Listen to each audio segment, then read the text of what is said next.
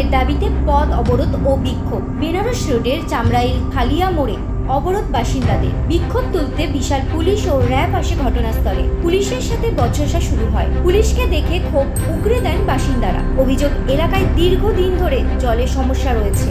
বরাবর পঞ্চায়েতে জানিয়েও কোনো লাভ হয়নি। গরম পড়তে সমস্যা আরও বেড়েছে। গত 8 দিন ধরে একটানা জলের সমস্যা রয়েছে, অথচ কেউ সমাধানের জন্য এগিয়ে আসছে না। জল না পেলে আবার অবরোধ হবে বলে হুঁশিয়ারি বাসিন্দাদের। খালিয়া পঞ্চায়েতের উপপ্রধান উর্মিলা বারুই বলেন, জল আসছে, কিন্তু এখানে অধিকাংশ মানুষ বাড়িতে পাম্প লাগিয়ে জল টেনে নিচ্ছে, ফলে সমস্যা হচ্ছে। এরপর আইনানুগ ব্যবস্থা নেওয়া হবে। আজকে 2টোর মধ্যে জল চলে আসছে। জলটা ছিল না, আমরা খুব অবস্থা খারাপ। কেন?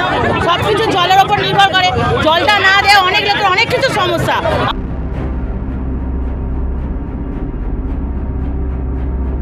Bureau report, U Bangla TV. U Bangla TV, হৃদয় ছুঁয়ে যায়।